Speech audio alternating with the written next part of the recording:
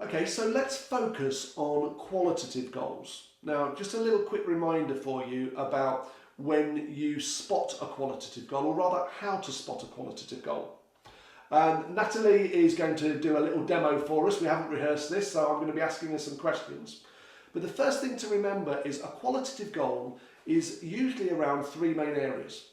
Firstly, it can be around quality of relationships, things that you want to improve, getting on better with other people. Second area where it's commonly used is around the softer, fluffier feelings stuff, most commonly confidence or happiness. But it could be any feeling. And the third area, more particularly in the workplace, is around team morale. But obviously if we're coaching people in the community, this could be around a committee.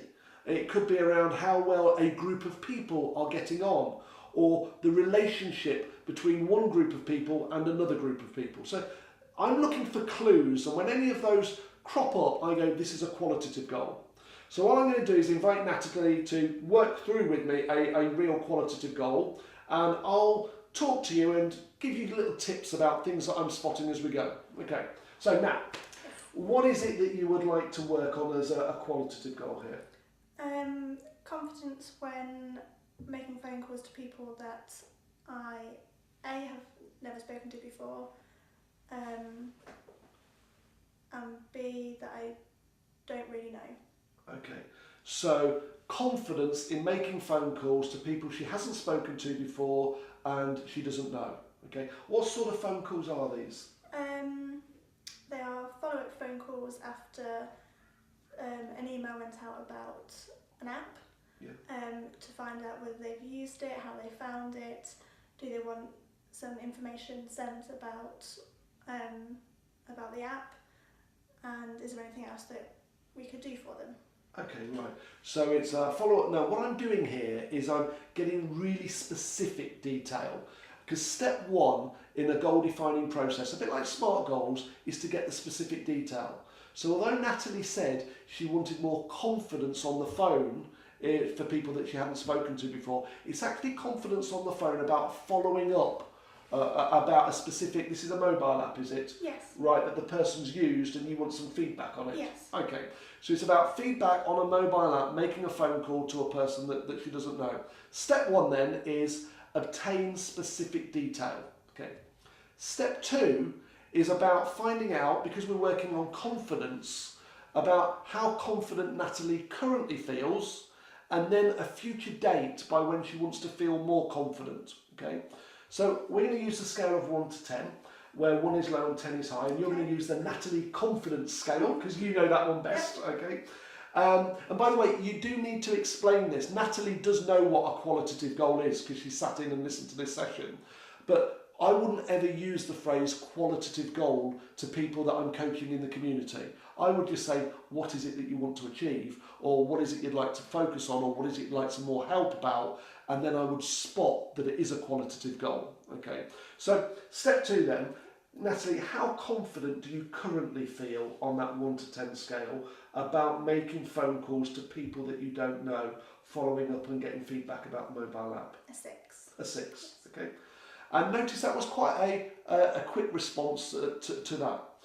What's the date in the future by when you want to have increased your confidence? I think in a month's time, so a month from today. A month from today, Yes. okay. And again, we'll get that date absolutely clear about what that is. Okay, where in a month's time exactly do you want to feel in confidence on the Natalie scale? I'd like to feel an 8. An 8? Yes. So if we were to phrase this a bit like a SMART goal, we could say that Natalie wants to move from a 6 to an 8 on her scale of confidence in making phone calls to get feedback on a mobile app from people she doesn't know and hasn't spoken to before. That's it. Great. So that's the second stage that's done. Now, the thing is, the auditor cannot come along to Natalie and say, right then, Natalie, show me the evidence, because it's a confidence, and confidence is a feeling thing. You feel it. So what I've got to help Natalie do is to be her own auditor, so that she knows what an 8 is like in confidence, right? And in order to do that, we need to get a benchmark of that future success. And there are 4 possible benchmarks. So I'm going to go down those in order. Okay. So Natalie, have you ever been an 8 before in exactly this same situation? No. Okay. Because if she had, that would have been great, wouldn't it? Because what I'd have done is just say, just remember back to that time. So we're going to go to the second benchmark now. And the second benchmark is a similar situation. So, Nat, have you ever been in a similar situation where you've had to phone somebody that you didn't know and get some feedback on something? No. No? Okay. So we can't use the second benchmark, okay? I'll just check, have you ever used a phone before? Yes. Yeah, okay. And it's okay to have a bit of fun when you're coaching as well. Okay. So the third one is, and this is linked to the 4 thinking components. Remember, we've used 2 so far based on a recalled memory. Now we're going to help a person to think of if they could imagine. How easy would it be for you, Natalie, to imagine what an 8 feels like in confidence in making these phone calls?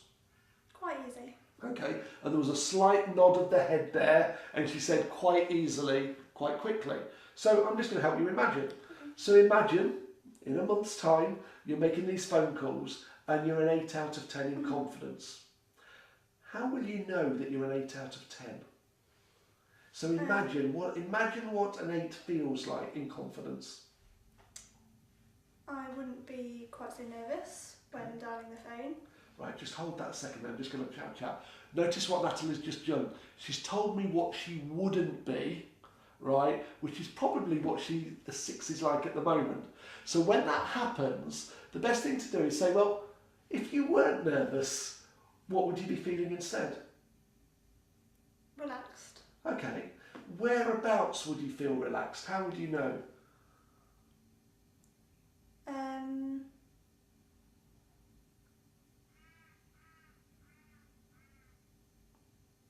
Okay, well, let me give you a couple of clues. When you're dealing with confidence, confidence can either be a head thing, people think things and feel things in their head, or it could be a physical body thing.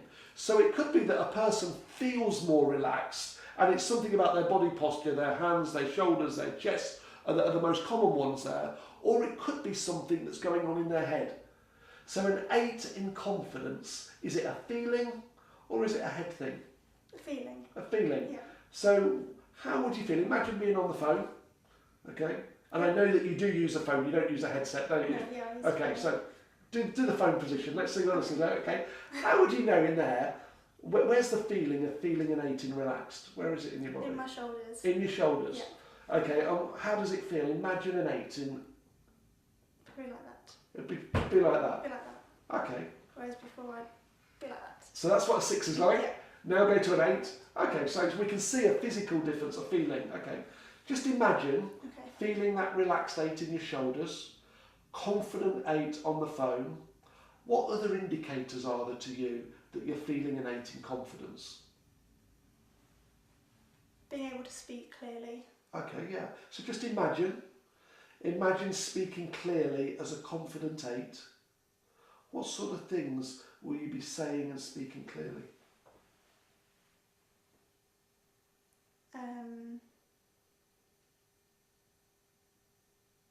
I'd be responding to their comments. Yeah. With ease. Yeah. Without nervousness in my voice, I guess. Notice what she's doing again. She's telling me what she doesn't want. Yeah. And this is really important, and you'll notice this so many times when you're coaching. Very often people can't help but tell you what it's like at the moment, and then they say, but I won't be doing that. So a good coach says, so what will you be doing? So just imagine then, speaking confidently, what will you be doing? With ease. I'll be chatting with them. Yeah. Informally, I guess. Relaxed, confident. Yeah. Okay. So she's described about feeling relaxed in the shoulders. She's also about chatting is a thing. So we've moved from talking to chatting. Okay. And the other thing that I want to ask you, Natalie, is about how you'll be thinking inside your head as a confident 8. So what will you notice going on inside your head? You're listening to the person on the phone, Yeah. but what's going on in your head during this conversation as a confident 8?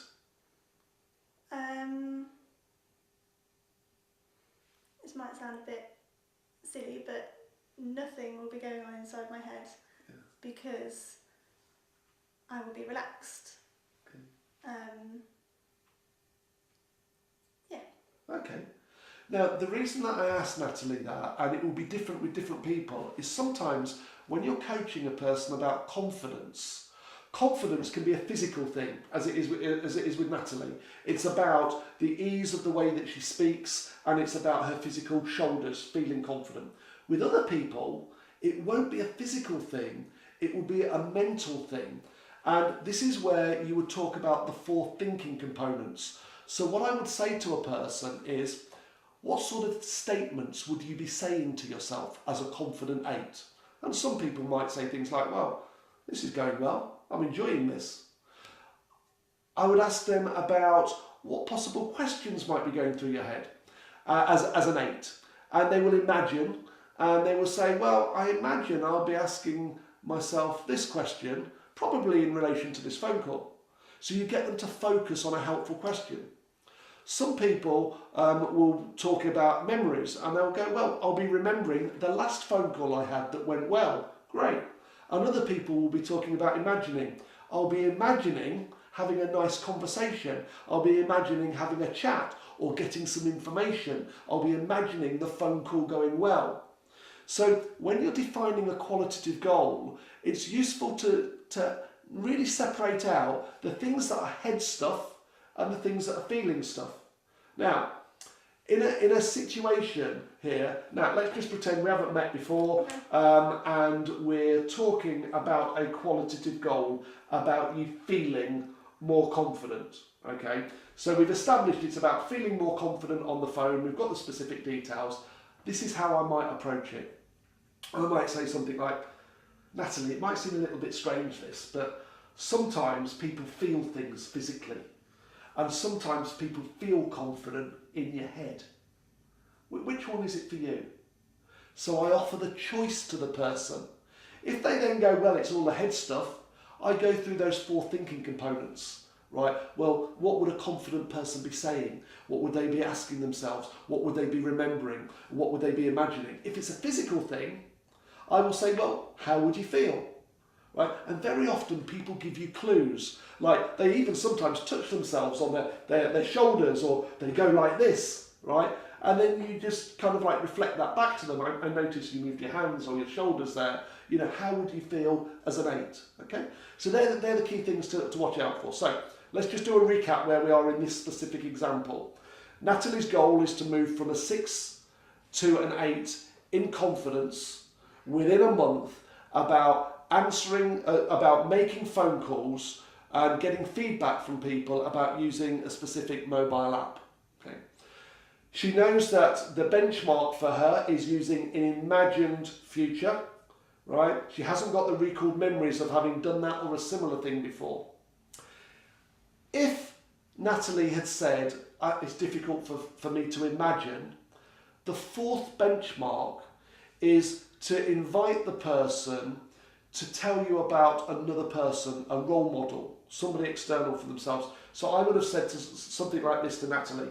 Natalie, who do you know or who have you seen that in your opinion is an 8 out of 10 in confidence in making phone calls?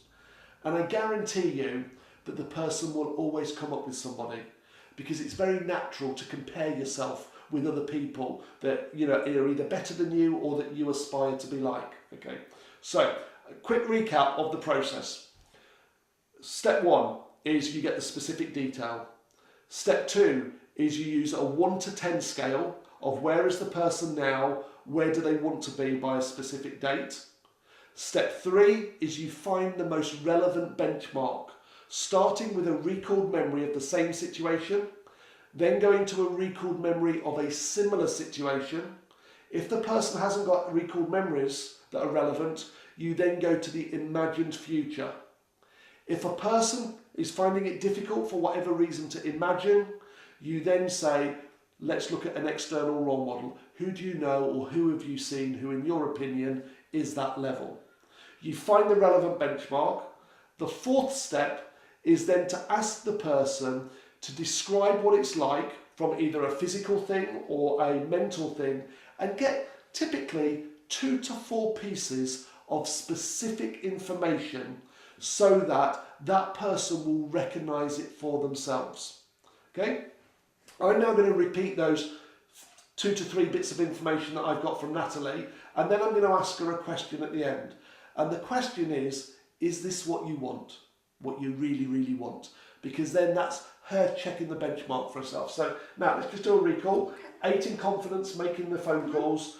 The shoulders are relaxed, you're sitting back slightly. You're noticing yourself talking more confidently, more clearly and easily, and it's chatty. Mm-hmm. Is that what you want for an 8? Yeah. Great. If she said no, what I'd say, so what is it that you want?